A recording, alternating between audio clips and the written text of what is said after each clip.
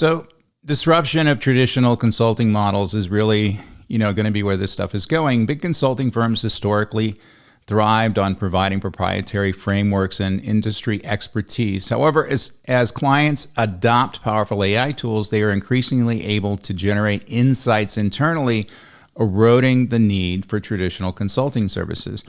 So this is very much like we just talked about earlier.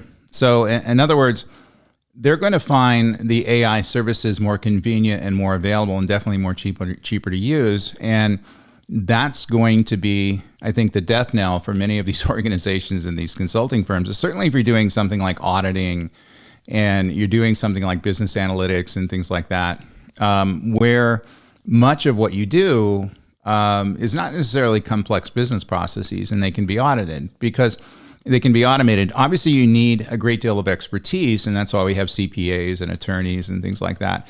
But much of that expertise can be simulated through the use of AI. And we figured that out a while ago. So organizations that are providing information processing services are really kind of the analysis of massive amounts of information to come to different conclusions, including legal and accounting, and other, management consulting kind of roles.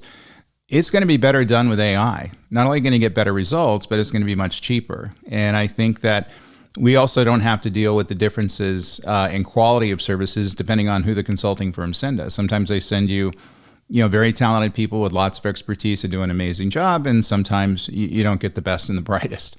In fact, many times what these consulting firms will do, they'll send you the best and the brightest in order to close the deal.